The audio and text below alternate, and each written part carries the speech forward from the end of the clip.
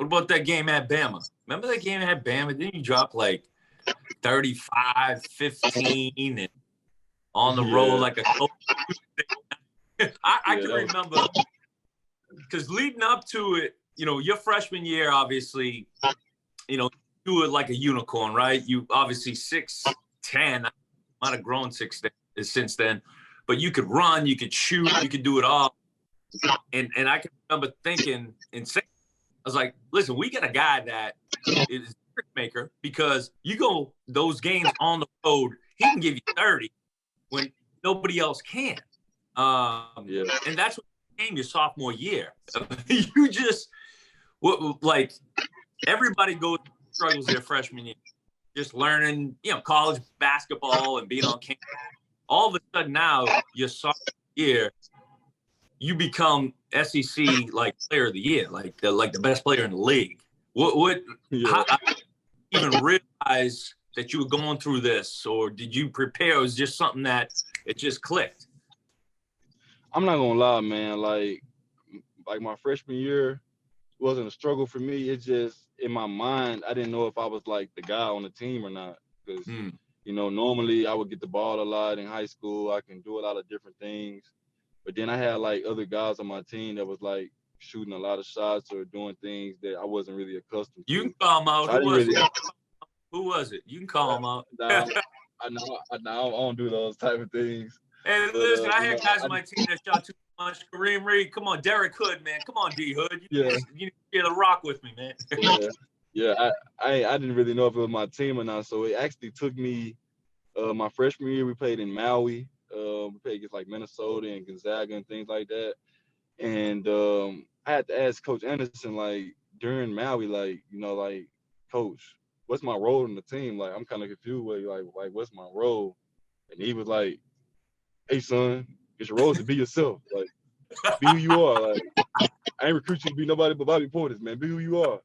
And then when he said that kind of helped my freshman year out more. And then going into the summertime, I was just even more hungry because I feel like I didn't have a good freshman year, even though I think I did. But me personally, I always try to hold myself to high expectations because I wanted to make the NCAA tournament. I wanted to bring Arkansas back to where we needed to be. And I feel like I let my state down. So I put a lot of work in over the summertime and got my confidence back. I got my confidence back sky high, and I set a goal in mind to be player of the year and to make my team make the tournament. And shit, I achieved both of those. So it was a great feeling, man. Yeah, no, it is, and what's fun is I'm hearing you talk, and do you realize, like, throughout people who watching the EA, like they look at you and they think you're an enforcer, hard guy.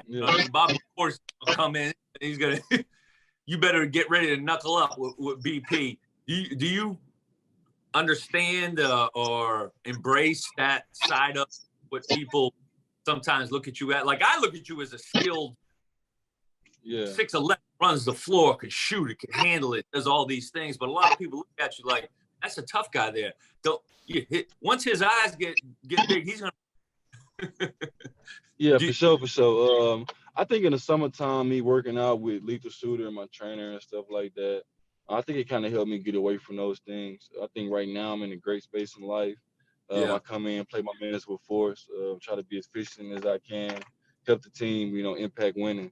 And I think that's why I'm having the year I'm having right now, man. I'm just in a great space. Can nobody really knock me out my square? Even when people try to, talk trash and like that, I'm in my own zone, I'm in my own space right now. So I think early on, that was like the immature side of Bobby Portis. He wanted to be like the enforcer, the tough guy. But, man, in this league, man, that doesn't really matter.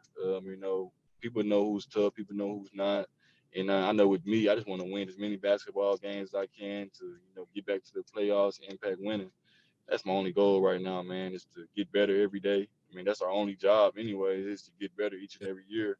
So it's an easy job, and come in and just, be as best as I can, be the best Bobby Portis every day. BP, just tell him it's a Little Rock, ain't it, man?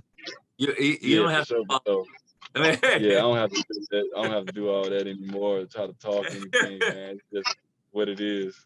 It's in your DNA, man. It's in the DNA. So, absolutely, man. what so from here now, obviously you established yourself, right? I mean, you did it, man. You're there. You've beaten all the odds, right? Yeah. What is your goals now that you've set forward? And then I'm going to ask you about the Razorbacks now, because a lot of people listening to this are going to want to. They're going to hear what you think about the Hogs now. But right now, what is it your goals that you're thinking of that you want to do for the next of your NBA career? Obviously, man, everybody wants to win the championship. If I played 13, 14, 15, 16 years, this is my 6th year now, which time really flies once you get into the league. Already 26, was just 20 years old, feel like yesterday. But shit, I want to win an NBA championship, man. I want to win one of those bad. I want to win 6 man a year. I feel like I'm in the top 3 right now, but shit, Jordan Clarkson, the year he's having, it's going to be tough to win that this year.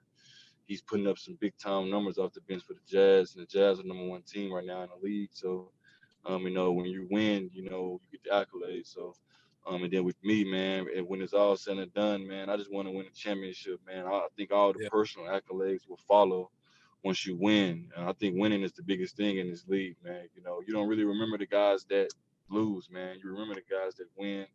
And I want to remember. I want to be remembered for winning.